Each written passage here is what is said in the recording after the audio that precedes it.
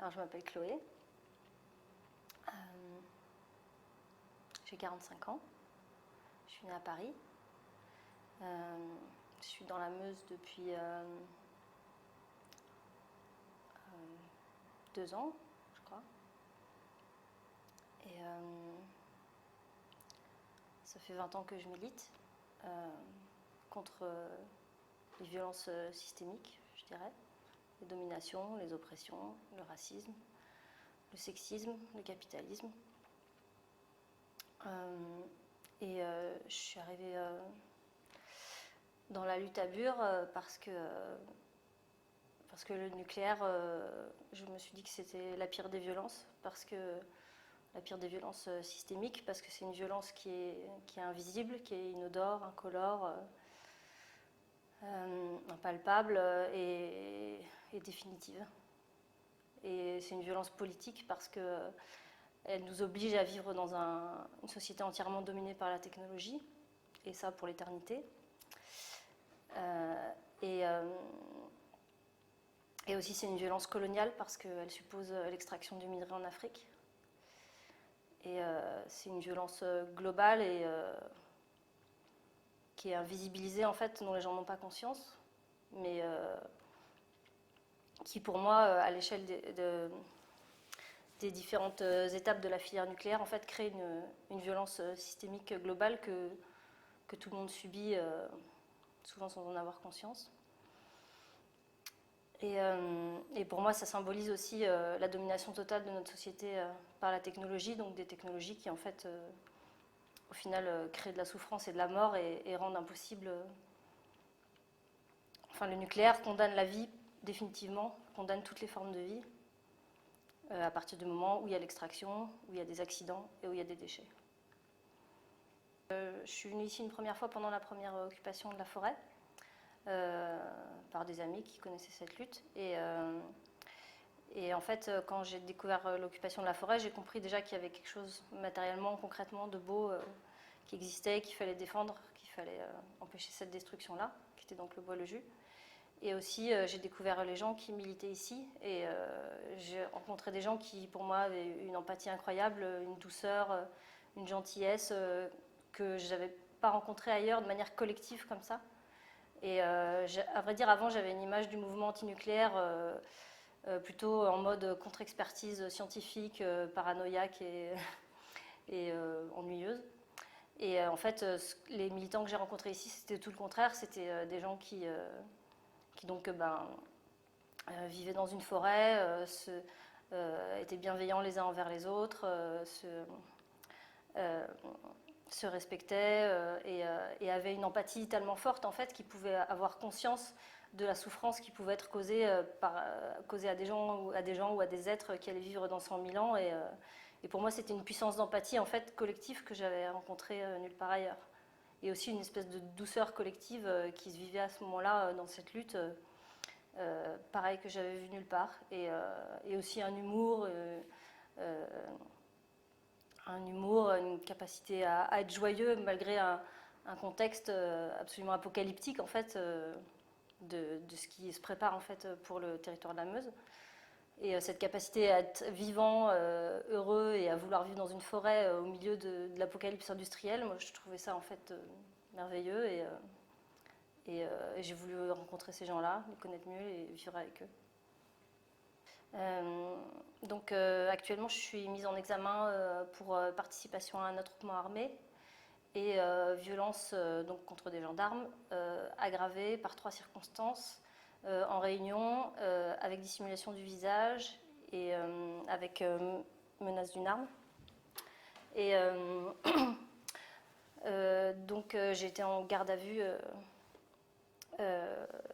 début septembre à cause de cette mise en... Enfin, la garde à vue s'est terminée par la mise en examen.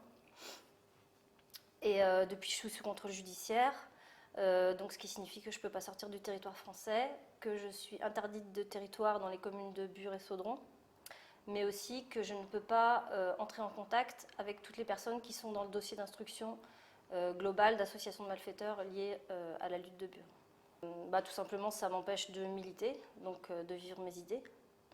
Ça m'empêche d'aller à des réunions, de simplement faire des réunions pour pouvoir vivre au quotidien ensemble sur ce territoire et y construire des choses pour que ça soit autre chose qu'un enterrement en fait qui se passe ici dans la Meuse.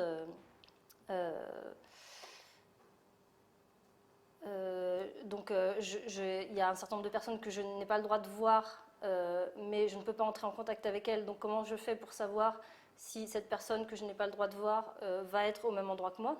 Si je n'ai pas le droit de la contacter, comment je peux le savoir? Donc voilà, ça c'est un casse-tête chinois. Et potentiellement toute réunion, fête, repas, il peut y avoir une de ces personnes, comment est-ce que je peux savoir si cette personne va y être? Donc en fait, je me retrouve complètement isolée dans une espèce de vie monastique où je peux juste plus rien faire en fait de convivial pratiquement. Et donc là, j'habite toute seule dans un appartement et je vois vraiment pas grand monde parce que à cause de ça. Et puis le foyer de sociabilité de la lutte de Bure, c'est la maison de la résistance à Bure, et donc cet endroit-là, j'ai pas le droit d'y aller. Donc à partir de là, comment est-ce que je peux avoir juste une vie sociale, même, sans même parler d'avoir une vie militante, juste une vie sociale en fait. Ça devient extrêmement complexe pour moi, d'autant plus que maintenant je travaille et j'ai un travail extrêmement chronophage, je suis institutrice. Donc en plus j'ai très peu de temps à moi, donc le peu de temps que je pourrais avoir pour juste avoir une vie en fait, je suis empêchée en fait de faire toutes les choses, les rares choses collectives en fait que je pourrais vivre ici. Je suis en train de craquer nerveusement ces jours-ci, je dors plus la nuit. Je me réveille à 3h du matin et j'angoisse jusqu'à 7h, l'heure où je dois me lever. Et je ressens énormément de solitude heureusement, je sais quand même qu'il y a de la solidarité entre militants, mais je la sens de loin parce que je ne peux pas la vivre au quotidien en fait. Donc moi je suis une personne relativement fragile et j'ai beaucoup de mal avec la solitude, j'ai besoin de vie collective, j'ai besoin de moments collectifs, de convivialité, de chaleur humaine régulièrement, sinon je tiens pas et ben là clairement je ne tiens pas. Je suis bloquée ici enfin voilà, il y a plein de choses qui du coup tournent en rond dans ma tête et qui fait que je me sens complètement bloquée dans ma vie et que là je me dis que je vais passer au moins 1 an de ma vie à être juste dans un espèce de monastère et à pas savoir en fait ce qui va me tomber dessus et parce que ça va peut-être être dans 5 ans, dans 10 ans et donc je vais avoir cette espèce d'épée de Damoclès sur ma vie pendant peut-être 5 ans, 10 ans de ma vie et sans parler du fait qu'ici voilà, on est surveillé, contrôlé à longueur de journée. Sans même parler de ça, en fait, moi je ne peux pas vivre avec cette angoisse-là, en fait, d'autant que j'ai rien fait de mal. C'est ça qui est Enfin, j'ai fait que militer, quoi. En fait, j'ai fait qu'exprimer des idées et je suis mise dans cette situation à cause de ça. Moi, j'ai blessé personne, j'ai attenté à l'intégrité physique de personne et donc je supporte pas en fait d'être mise dans un tel état de pression et de solitude pour mes idées. J'essaie de trouver du courage partout où je peux, notamment auprès des quelques amis que j'ai quand même ici. Mais après, oui, évidemment, je laisserai jamais tomber mes idées. C'est vrai que là, on dirait que je suis brisée par la peur et par l'isolement. Mais je pense que c'est pas parce que je suis brisée nerveusement, émotionnellement que mes idées sont brisées. Ça, ils les détruiront jamais.